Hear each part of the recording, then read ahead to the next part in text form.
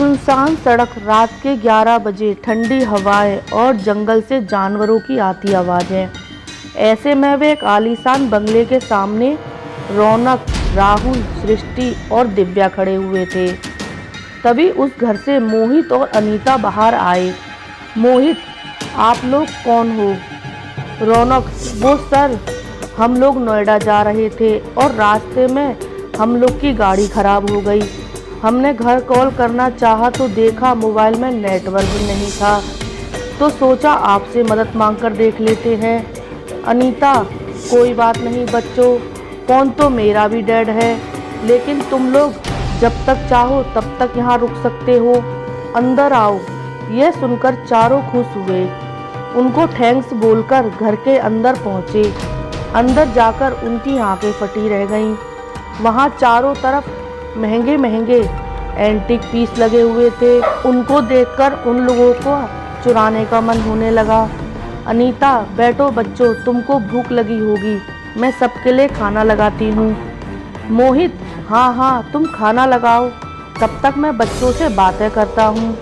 ये कहकर मोहित ने बच्चों के साथ डाइनिंग टेबल पर बैठकर बातें करने लगा। रौनक ने उसके करीब बैठे राहुल की तरफ ध्यान दिया तो देखा उसकी बेल्ट पर चाकू रखा था। रौनक ने फुसफुसाते हुए राहुल से कहा, रौनक इडियट, मैंने कहा था ना कोई भी वेपन साथ मत रखना, फिर तूने ये चाकू क्यों नहीं छोड़ा? अगर इन लोगों को शक हो गया कि हम लोग चोर हैं तो? राहुल, तुझे पता है ना, ये चांदी का चाकू मेरे लिए लकी है, मैं इसे हमेशा अपने साथ रखता हूँ। इन बुढ़ा बुढ़िया को कुछ भी पता नहीं चलेगा। खाना तैयार है बच्चों। ये कहते हुए अनीता ने टेबल पर 2 थाली रखी और उन पर से ढक्कन हटाया। उनमें चिकन रखा हुआ था। क्यों बच्चों, खाना पसंद आया या नहीं? तभी दिव्या बोली, yes ma'am, thank you so much. Anita ने कहा, तो खाना शुरू करो। यह कहकर वो रहस्यमय तरीके से मुस्कुराई और बोली, इसको खाने से तुम्हारा खून और गर्म मीठा हो जाएगा। मोहित, बच्चों, हमारा घर बहुत बड़ा है और इतने दिनों बाद यहाँ कोई मेहमान आया है, इसलिए हम चाहते हैं कि सारे कमरे भर जाएं। तो जो कमरा जिसको पसंद आए आराम से अलग अलग कमरे में ठहर जाओ। यह सुनकर चारों खुश हुए और उनको अलग अलग कमरे दे दिए गए।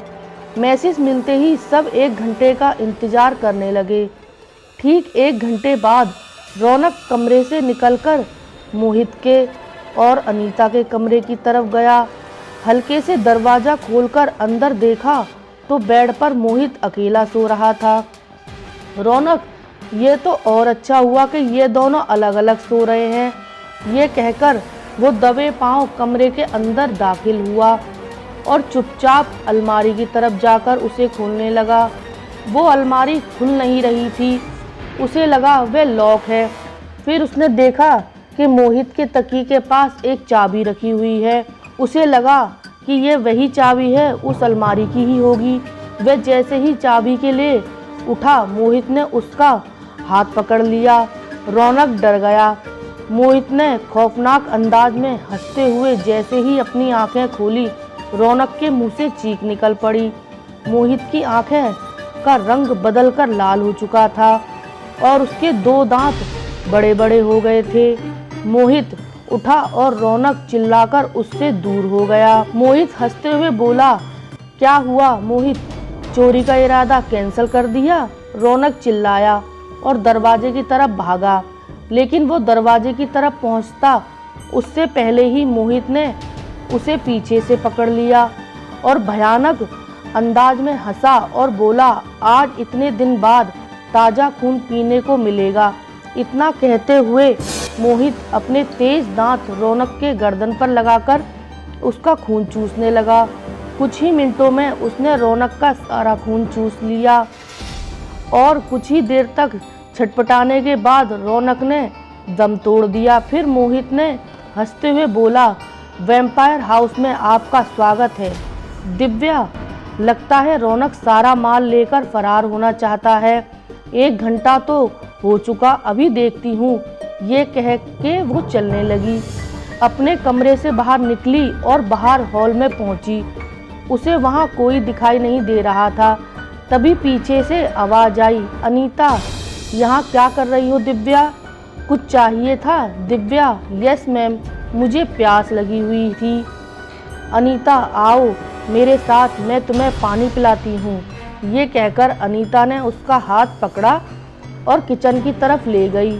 उसने दिव्या का हाथ बहुत ज़ोर से पकड़ा हुआ था और किचन तक पहुँचते हुए वह दर्द करने लगा था।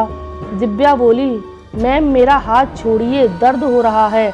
यह सुनकर अनीता ने जैसे ही दिव्या से नज़रें मिलाई, दिव्या के मुंह से चीख निकल पड़ी। अब अनीता भी पिशाच बन चुकी थी और लाल आंखों से भयानक अंदाज से दिव्या की तरफ देख रही थी। उसके दांत भी खूंखार हो चुके थे। दिव्या का हाथ ऊपर उठाया, उसके हाथ की कलाई पर अपने दांत गड़ा दिए और खून चूसने लगी। दिव्या जोर से चिल्लाई और खुद को छुड़ाने की कोशिश की, लेकिन नाकाम रही और अनीता ने उसको जैसे ही छोड़ा वो जमीन पर गिर पड़ी। एक दर्दनाक चीख के साथ दिव्या ने अपना दम तोड़ दिया और फिर अनीता जोर जोर से हंसने लगी। राहुल अभी भी बेखबर अपने कमरे में बैठा हुआ था और वहाँ पर सृष्टि पहुँची। सृष्टि, ये दोनों का तो पता ही नहीं चल रहा है कि कहाँ है। 1 घंटे के बाद उठने को बोला था।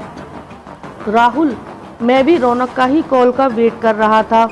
तभी मोहित और अनीता उसके कमरे में आ गए और बोले, कोई नहीं बचेगा।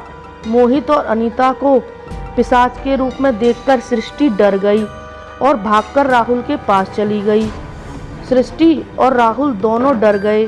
फिर मोहित और अनीता ने उन पर हमला कर दिया।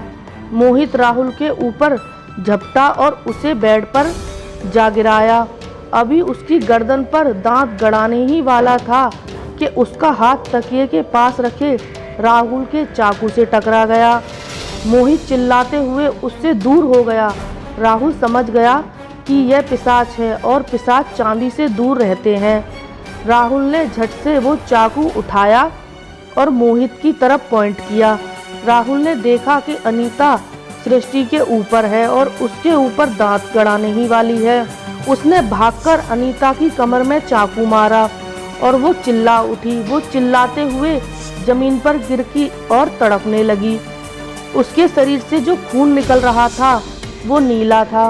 राहुल ने जल्दी से सृष्टि को खड़ा किया और दोनों बाहर की तरफ भागने लगे। मोहित ने गुस्से में उन दोनों के पीछे भागा। वो लोग जैसे ही मेन रोड तक पहुँचे, मोहित उनके सामने आकर खड़ा हो गया। वो बोला, तुमने मेरी अनीता को मारा है, अब तुम दोनों को कोई नहीं बचा सकता। ये कहकर वह राहुल का हाथ मोड़ दिया, जिससे कि चाकू झटककर दूर जा गिरा। फिर सृष्टि को धक्का देकर वह राहुल पर झपटा। उसने राहुल के मुंह पर नाखून मारकर उसको घायल कर दिया था और अब उसकी गर्दन पर हमला करने ही वाला था।